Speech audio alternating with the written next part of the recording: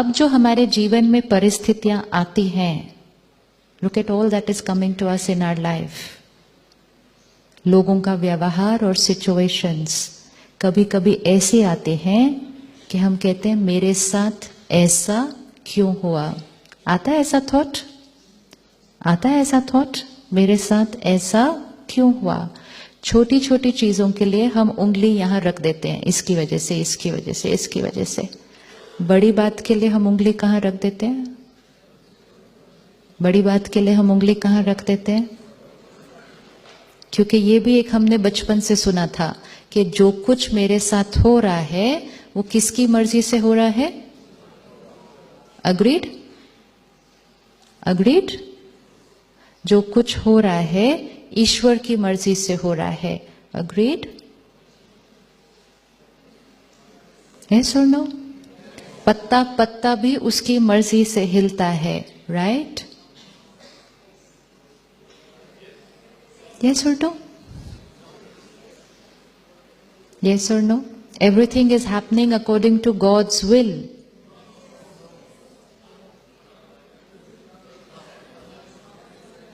सुना है, पढ़ा है, अब उस पर सोचते हैं कि if everything was happening according to God's will, अगर हर एक का भाग्य, हर एक की डेस्टिनी भगवान लिख रहा होता तो हम सबकी डेस्टिनी कैसी होती?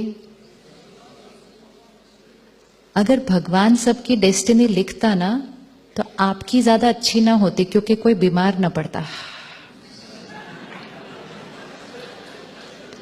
भगवान किसी के भाग्य में बीमारी नहीं लिखेगा, जैसे आप अपने बच्चे के भाग्य में कभी बीमारी नहीं लिखेंगे. आप चाहेंगे आपका बच्चा बीमार हो? नहीं, वो भी हमारे भाग्य में कभी बीमारी नहीं लिख सकता. आज तो हमारे भाग्य में क्या क्या हो रहा है.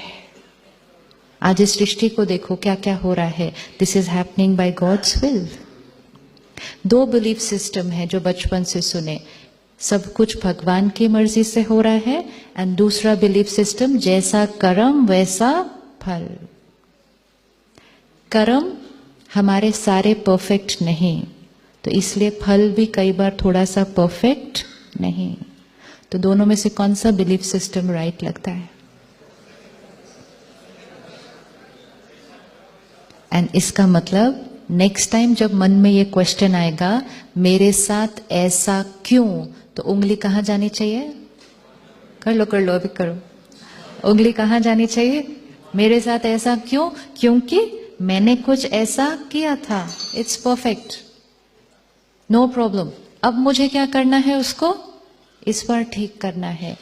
जो कर्म हमने किए उसका कॉन्सिक्वेंस तो आएगा ही.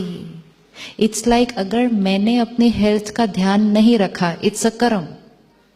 कॉन्सिक्वेंस क्या आएगा? बीमारी. अब जब वो बीमारी आई, अगर मैंने कहा ये उसकी वजह से है, तो मैं ठीक करने के लिए भी किसको एप्लीकेशन डालूंगी? मुझे ठीक कर देना. हम भी रोज उसको एप्लीकेशन डालते हैं, मेरी लाइफ में ये ठीक कर देना, ये ठीक करना, ये ठीक करना. इंसेंटिव भी देते हैं साथ में, अगर ठीक कर दिया तो ये मिलेगा. बिकॉज वी थॉट वो ठीक करता है, उसने बिगाड़ा वो ही ठीक करेगा.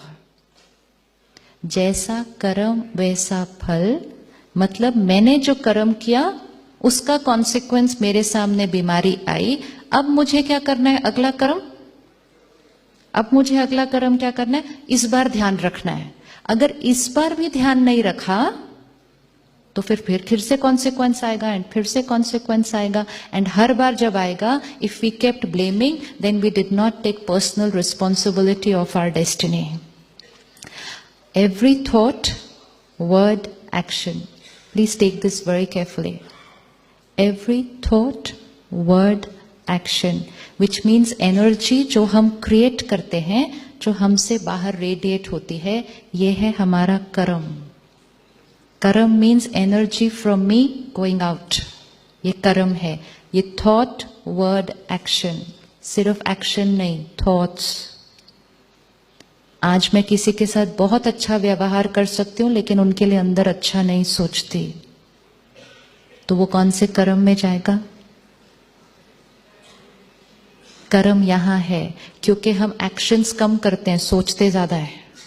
तो ज्यादा एनर्जी माइंड से जा रही है. Now attention, every thought, word, action, energy I create, send out, कर्म. परिस्थिति जो सामने से मेरी तरफ आ रही है, मेरे जीवन के चैलेंजेस, मेरे जीवन में कोई बहुत अच्छे सीन्स, लोगों का मेरे साथ व्यवहार, ये सब कुछ सिचुएशंस जो मेरे लिए सामने से आ रही हैं, वो है मेरा, ये था मेरा कर्म. Energy in this direction is कर्म. एनर्जी जो वापस आ रही है वो है मेरा, वो है मेरी डेस्टिनी, वो है मेरा भाग्य. मैं इनसे कैसे बात करूं, मेरा कर्म. ये मेरे से कैसे व्यवहार करें, मेरा भाग्य, मेरी डेस्टिनी, मेरा फल. अब हमें इन दोनों के बीच का क्या मालूम पड़ गया, कनेक्शन, कि जो वापस आ रहा है, जो वापस आ रहा है वो कभी ना कभी यहां से गया था.